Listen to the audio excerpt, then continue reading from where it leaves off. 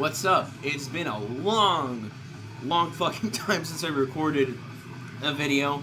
I apologize for that last one. That was... fuck, I don't even remember. That might have been like April or May that I recorded that, and I just got really fucking lazy when it came to recording or editing or anything like that.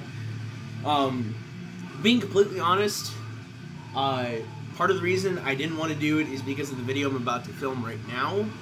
But on top of that, I've just been kind of busy with other shit. I'm trying to lose weight again, work, generally just trying to fucking enjoy myself before winter comes around again. CD video, this should be interesting. It's also been a long time since I've had good old PBR with me in a video. Usually it's Miller, but I've been fucking more with PBR lately. Anyway, yeah, let's get to it. Also, this is my cat Oreo. He's a good boy. So first up, we have Disciple with Attack. There's a spine, everything in there. I got it signed by the lineup of this album. I don't know how much Disciple's lineup has changed throughout the years. I'm not too keen on them anymore. Some of their earlier shit from like the 90s and early 2000s, really heavy on like the Disturbed vibes, and I kind of grew up with Disturbed, so I'm a big fan of that. This album, however, not so much. Attack, Scarlet, Unbroken are really the most tolerable. This is a lot more hard rock than it is like nu metal, and like it doesn't really have the same punch that it used to. It's not bad, but definitely not my thing. I mostly just bought them because I was like, oh yeah, I'm seeing them live, I might as well, I want more CDs, ah! Christian lyrics, they're pretty good in concert. They're really energetic despite being, I think, almost in their 40s at this point. However, it is kind of an issue seeing them live because as much fun as it was, unfortunately, Kevin, I believe is his name, their singer, midway through set, has like a 30-minute sermon or some shit. And, you know, if he wanted to do that at the beginning of the set or at the end, that'd be one thing. I personally couldn't give a fuck less. I'm not religious. I'm very much so atheist. But, you know, it wouldn't bother me much if it's at the beginning or the end. But, like, mid-set, that's not something you do. That kind of kills the whole, like, energy you had going. But anyway, Disciple, Attack.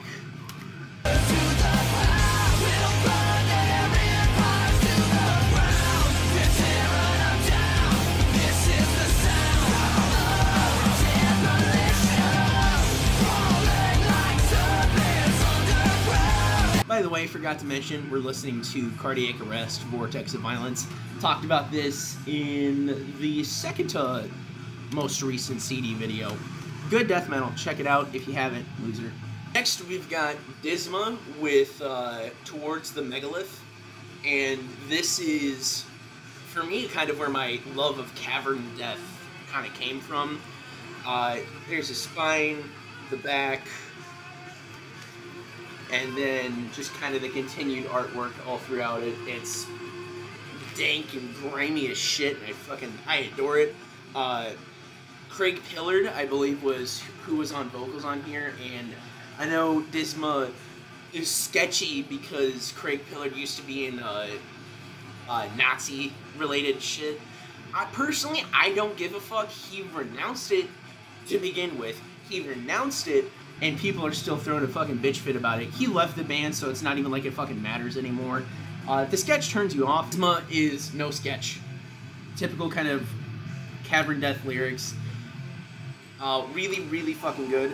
Chasm of Oceanus, Spectral Domination, Lost in the Burial Fog, and Of a Past Forlorn.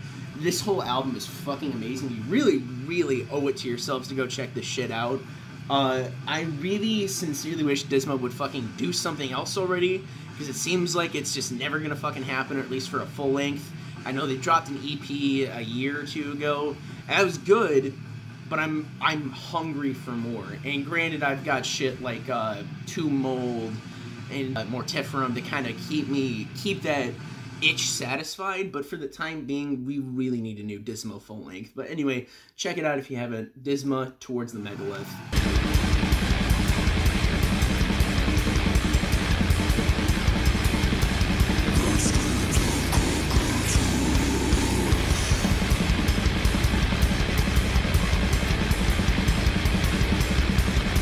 Next is where shit kind of takes a bit of a nosedive, at least for two of these.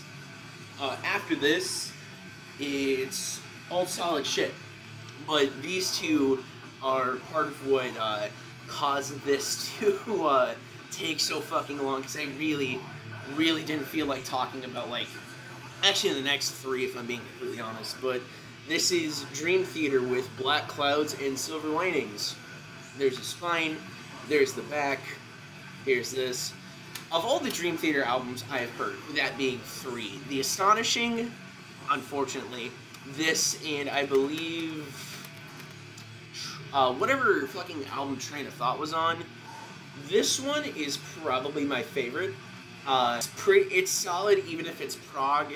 Prog, for me, lately is just boring as fuck and not worth the listen. And that's kind of been that way since, like, 2016. Earlier than that, I would have told you, fuck yeah, I love prog metal, I love Dream Theater, but not so much anymore. And to me, I don't know, it's technically should be interesting. For me, it's just not. This album, though, I still think is pretty decent, if not overly fucking long. Nightmare to Remember, The Count of Tuscany, The Best of Times, solid songs. Although The Count of Tuscany, there's literally no fucking reason for that song to be 19 and a half minutes long. There's no reason for any of these songs to be as long as they are. Grant, I'm kind of a hypocrite talking about that because, you know, Coven from Cult de Gaulle, or even, hell, a decent amount of Cult de Gaulle tracks are like 12, 13, 14 minute long. And then there's a couple of other bands with a couple of songs that go on like that, especially like Bell Witch, but like, I don't know, there's only so much you can do with prog in 15 fucking minutes, honestly. Check it out if you haven't. If you've been averted to Dream Theater for whatever reason, and even if you had a reason, you're very well justified in kind of staying away from Dream Theater. I'd say give it a listen. It's worth it for the most part. That is Dream Theater with Black Clouds and Silver Linings.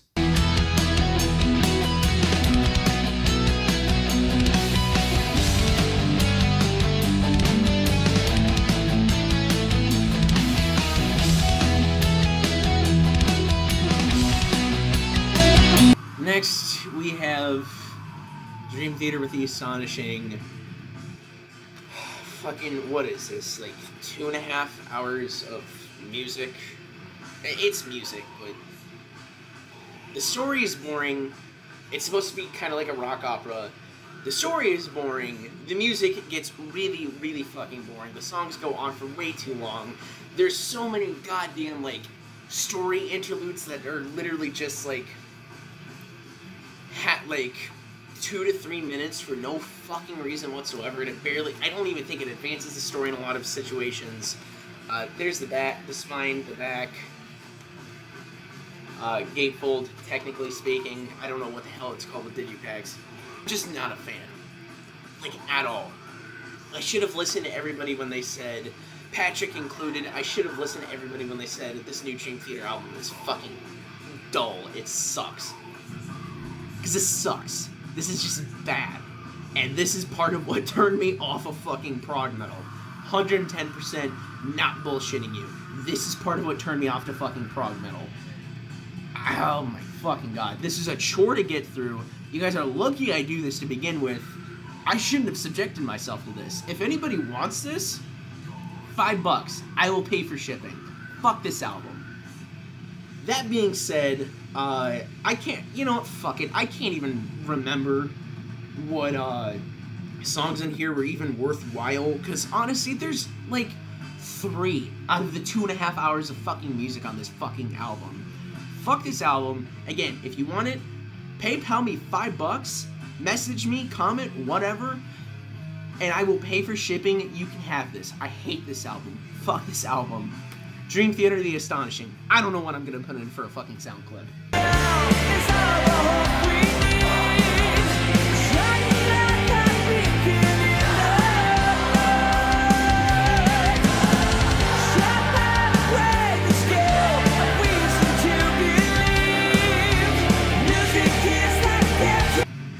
And on to a slightly lighter note, this is Demon Hunter with 45 Days. Still boring. I hate to fucking say it, but had I known that this was... When was this? I believe this is after Storm the Gates of Hell came out. It's either Storm the Gates of Hell or the Triptych is when after this came out. Spine, back. Here's this. It is a 45 Days documentary, and it's been years since I've watched it. It's boring, honestly. The music for it is also kind of boring. It's really like piano heavy, which normally for Demon Hunter, I really fucking love the piano bits. I fuck with Demon Hunter heavy to this day, with the exception of the newest 2 albums, because those are both dumpster fires that I regret ever spending money on. And then a live DVD, which is fucking great. I'm happy I got to see that. Actually, looking at the back of this, I'm pretty sure this is after Storm the Gates of Hell came out. Silly me. It's...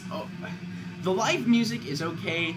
The actual, like, original music for the documentary is boring. The documentary itself is boring.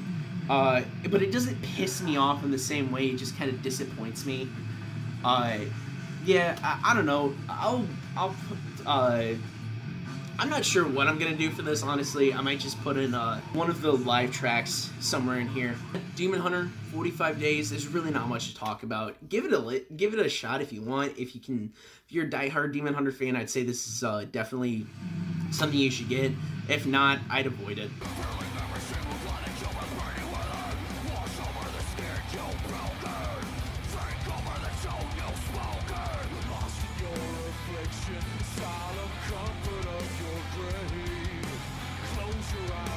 And now we're moving on to Demon Hunter's best album, and if you want to fight me on this, you will lose. Fuck you. This is Demon Hunter with True Defiance, and goddamn, dude, this album in 2012 was my shit. It's still my shit. This is still the best Demon Hunter album, bar none. I Am a Stone on the deluxe version, and I forget what the other bonus track version was, or bonus track was on the deluxe version. Every single song on here is fucking incredible.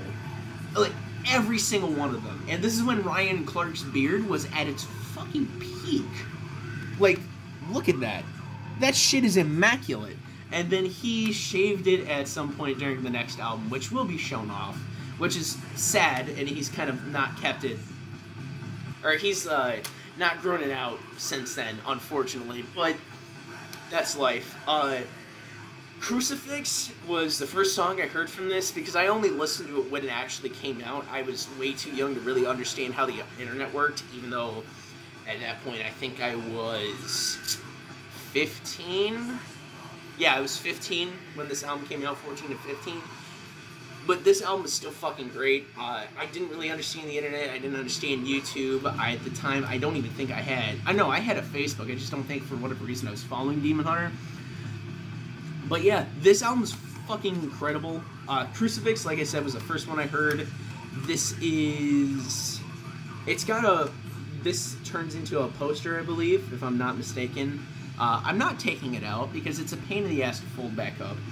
Crucifix is fucking solid. It starts off with like almost a garage band kind of feel, with like really like shitty production. It's fucking incredible. This is like hands down some of the best metalcore in history. It's up there with like the new As the Lay Dying album. My Destiny is unfortunately the only video we ever got from this album. This I Know, Resistance is incredible. The fucking chorus is amazing. Tomorrow Never Comes. Dead Flowers is kind of a tear-jerking song. Do yourselves a favor, and if you like metalcore, sincerely go listen to this. Don't let the Christian lyrics bother you. This is one of the best bits of music I've ever heard. This is probably within top 10 albums ever, honestly. It kind of switches for me from day to day. This is a very, very important album to me. I'm not looking at this through rose-colored glasses. This is sincerely really, really good metalcore. Check it out. Demon Hunter, True Defiance.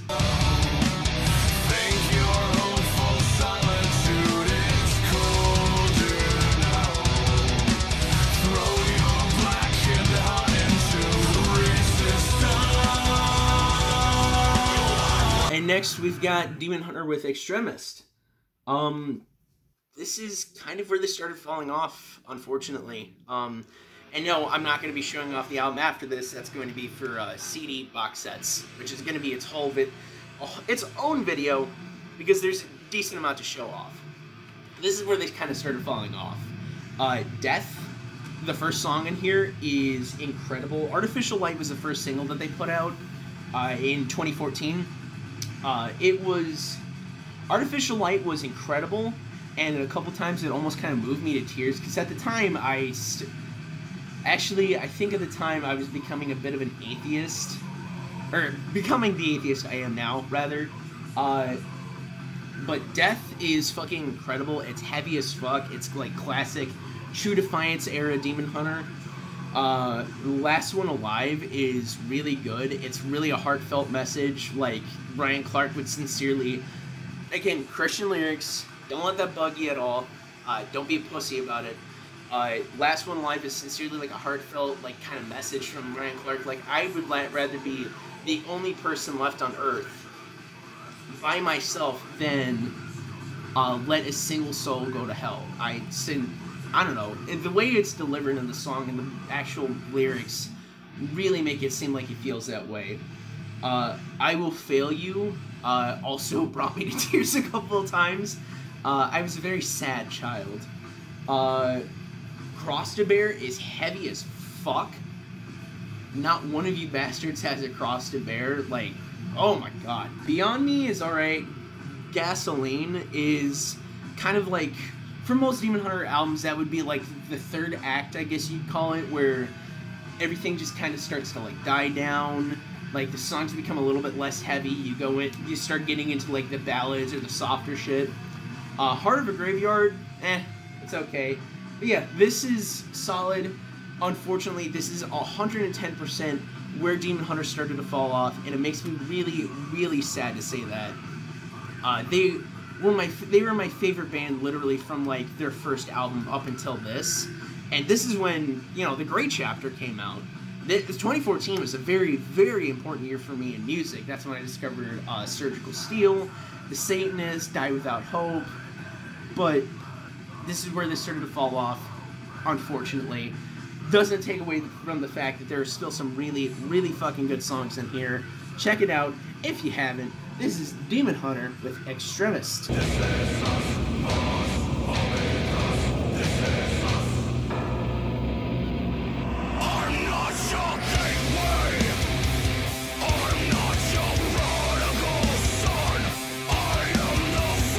Yes, if you're wondering why we're listening to a CD today and not a record, is because Oreo, who I showed off earlier, he's stupid, and he likes to chew on plastic, and he decided he was going to chew up the needle, the stylus, for my record player.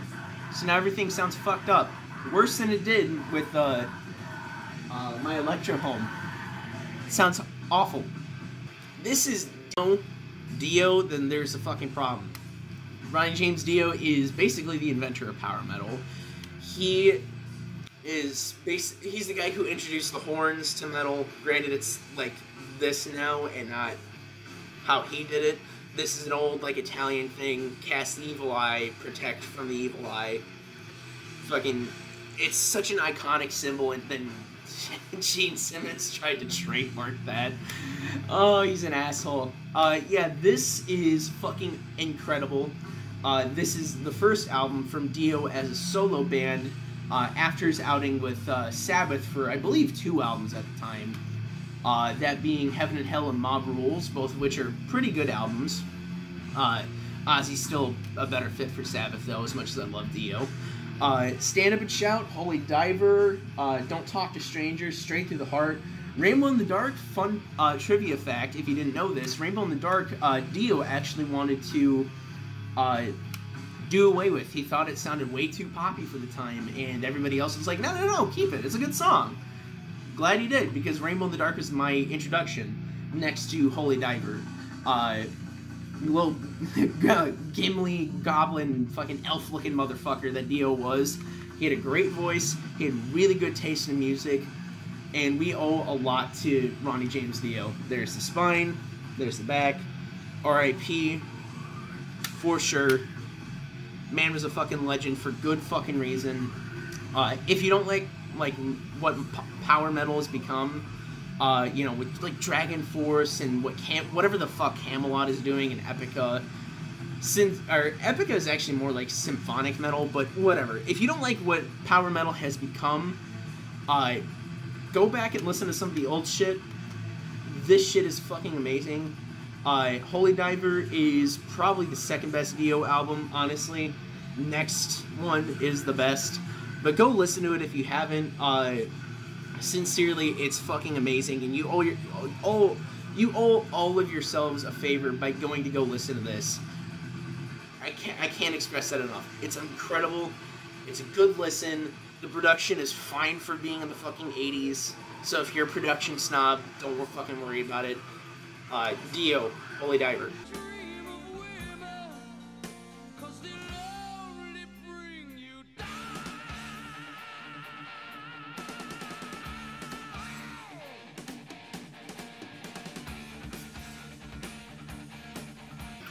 Next, we've got the best Dio album, The Last in Line.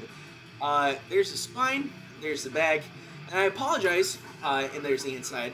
I apologize because I realized that I'm not listing off the years for a lot of these albums. It's been a while since I've done a CD video, or any video for that matter. Leave me alone. Anyway, Last in Line, without a doubt, hands down, the best Dio album, period.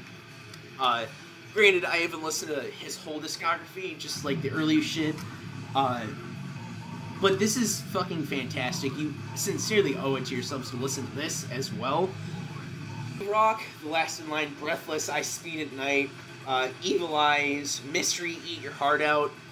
There's, song for song, there are more bangers on this album than there are on Holy Diver. For as good as that album is, this album is just, to my ears, a cunt hair better. It's fantastic.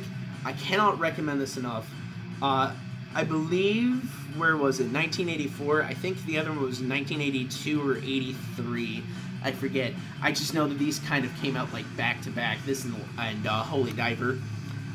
This is again a great example of what power metal fucking should be. Like, almost like NS style riffs, or Argo Slant style riffs, but without the sketch, as good as Argo Slant might be. That style riffs, just without the crunch, without the sketch, and then you got this fucking this short elf-looking motherfucker singing about dragons and shit. It's fantastic, and again, you all owe yourselves a good listen to this album. It's fucking amazing. Dio, The Last in Line.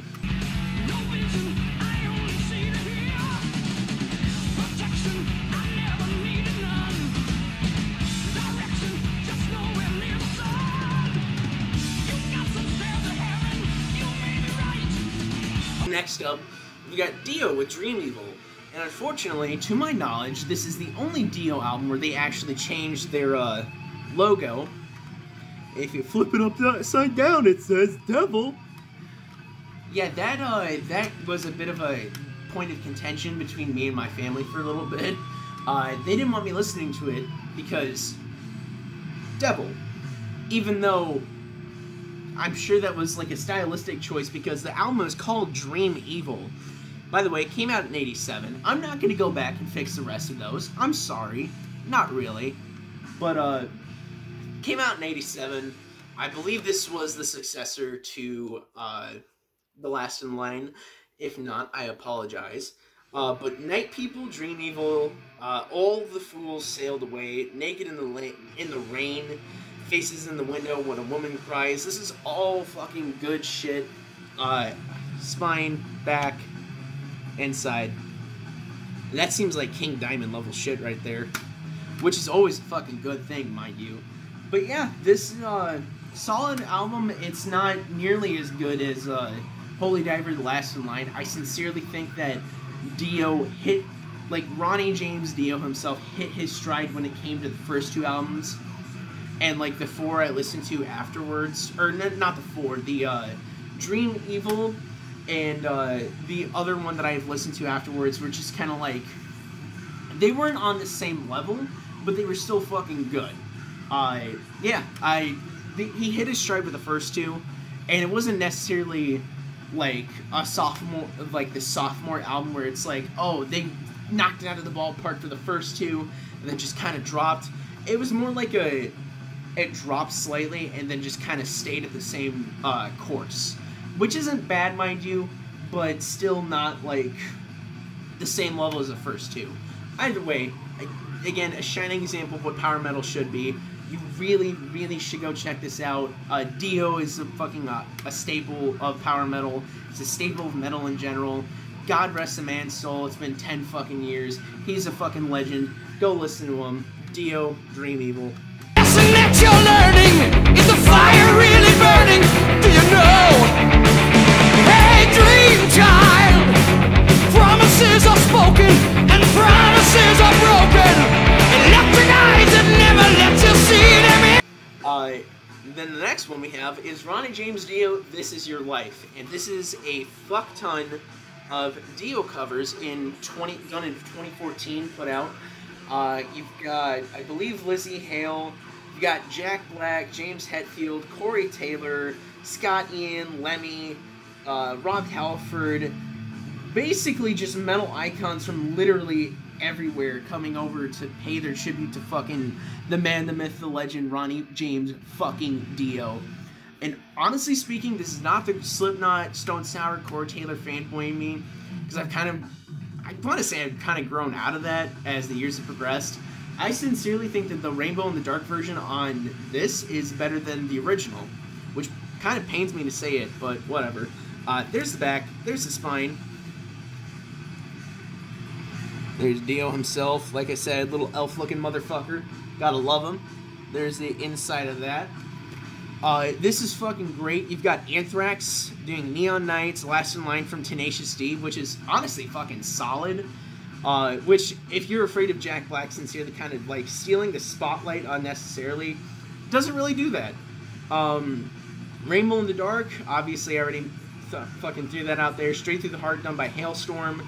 Starstruck with Motorhead and Biff Bayford. Holy Diver from Killswitch Engage. Honestly, wasn't that big a fan of that. I don't feel like they did that cover justice. Literally all it is just Dio covers and a lot of artists coming to pay tribute to Ronnie James Dio for the fucking, like, introducing so many fucking people in the metal in general and just being the fucking cultural icon he is for metal in general. It's worth the fucking listen by a mile. Sincerely, it sounds fucking great. The covers aren't just like, they're not just like copy-paste covers of the same fucking song you've heard a million times on the other Dio albums. They actually add like their own kind of little spin to it. Don't recommend the Holy Diver one, but everything else on here is fucking fantastic. It was a joy listening to this. Honestly, heartbreaking, because it's like how many lives he touched and then he got offed by stomach cancer. It's a goddamn tragedy, but that's, fuck dude, that's life. And then, yeah, go check out some of the covers. I'm probably gonna do one you wouldn't expect for the sound clip, but this is Dio, or Ronnie James Dio, This Is Your Life. We're off to the witch. We may never, never, never come home, but the magic that we feel is worth a lifetime. We're all bound upon the cross. Next, we've got Exodus with Blood In, Blood Out. There's the spine. there's the back, there's the inside, so that way I don't forget. I don't believe I forgot any of them. I just want to make sure because I'm currently a little bit intoxicated. I'm running off an empty stomach and about 2 beers. So, yeah. Anyway, Blood In, Blood Out. This was, I believe, the 2014 album from Exodus. I forget how long it was between this and their previous album. I'm not that big on Exodus. Bonded by Blood is fucking fantastic. Force of Habit is a fucking garbage fire and deserves to be immolated in front of its family. Fuck that album. It's like thrash surf rock, and it's fucking terrible. This, however, is fucking great. It's a little bit long for my taste, personally, for being a thrash album, but then again, you know, I'm not looking at this through like bright new eyes introduced to thrash like it was when I first heard like Metallica or Slayer or anything. Actually, Slayer was mostly short songs. Anyway, Blood In, Blood Out was my introduction to this album, the actual title track, and it was fucking great. I loved it to death. Collateral Damage, Salt the Wound, BTK, Honor Killings, and Wrapped in the Arms of Rage are all fucking solid tracks. And this is just Exodus doing what Exodus does, and it's fucking great, honestly. I'm not a huge thrash guy by any stretch of the imagination. I much prefer doom metal, metalcore, fucking black metal, death metal, cavern death. But this is good. This is not like Temple of the Damned or Exhibit A or... I don't know. To be frank, I don't remember the newer albums. I just remember Temple of the Damned was one of them. This isn't like those. I personally find those albums a bit more interesting, but I have special connections with this. Again, 2014 was very, very tender year for me. It was just a year of me discovering a lot of shit about myself, about my music taste, all that. This album, however, being thrash, is still solid. I highly recommend it. If you haven't listened to it, do yourselves a favor. Even if you're averted to thrash, I'd say at least listen to Blood In, Blood Out, Salt the Wound, and BTK, honestly. They're all solid. This is Exodus, Blood In, Blood Out.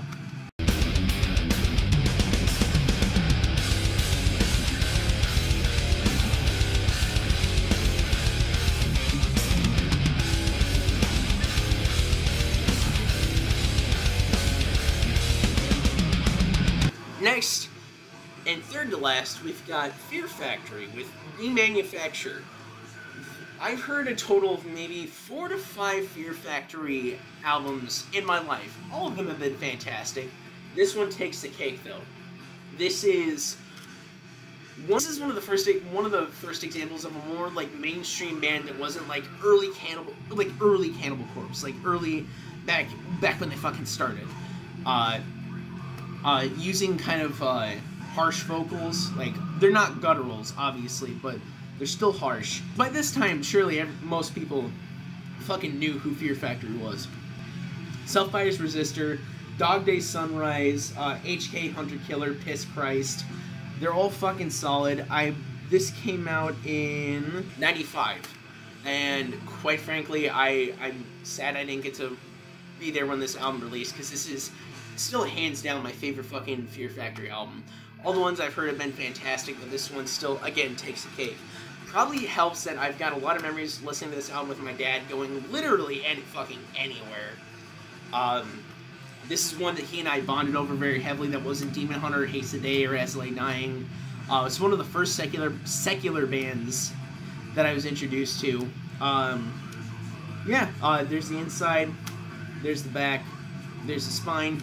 If you don't know who Fear Factory is for some goddamn reason, they are industrial metal, but not in the same way that Rammstein is, or Static X, I guess you could say, is industrial metal. It's not the same way as that. It's got really heavy like death metal leanings without being completely committed to death metal and still being industrial. It's fucking solid. Do yourselves a favor and listen to this from like 25 years ago. Fear Factory is amazing. Worship the altar of Fear Factory. Demanufacture. The human machines of hate.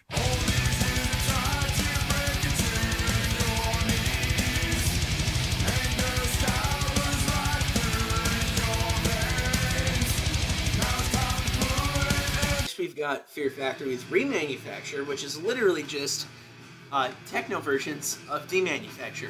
I'm not going to go too far into it. I'm not a big fan of this. I don't understand why they did this. It upsets me. I hate it. I want it to burn. It's not that bad, honestly speaking. I'm being overdramatic. And yeah, this is a broken jewel case. It's not bad, but it's definitely not great. If you're into techno and you still want to listen to Fear Factory, this is the album for you. If you're more into techno in general, and you're like, huh, I wonder what this would sound like this way, they made an album for you. Genetic Blueprint and, I guess, Machines of Hate are the two I'd recommend off of this. I don't even know what the hell I'm going to put in for a sound clip, but yeah, Fear Factory, Remanufacture, eh.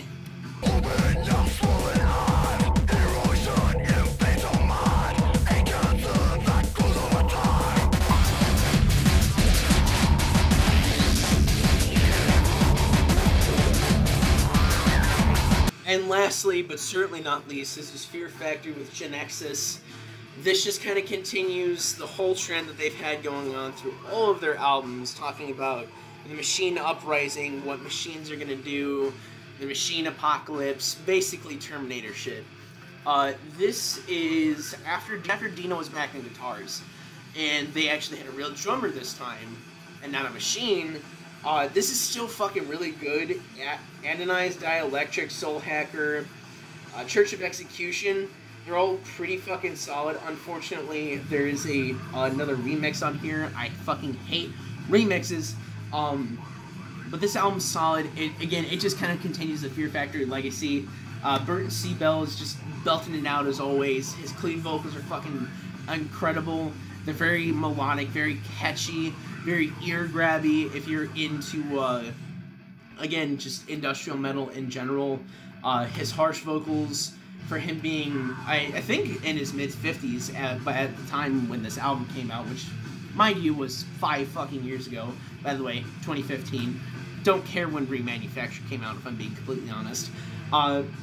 It's about as well as you'd expect for somebody who does not gutturals, but still, like, harsh vocals.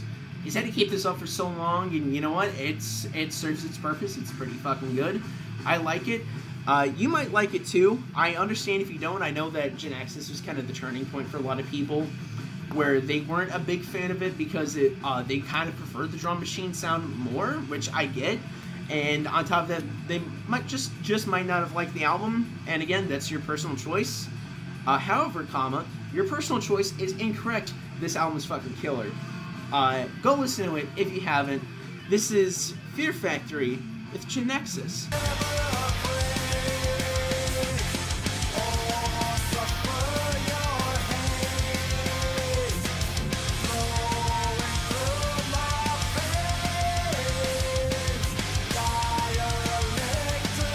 And on that note, ladies and gentlemen, we've completed the next part of the CD fucking videos. I'm going to be getting to vinyl next because I have a lot more fun talking about that.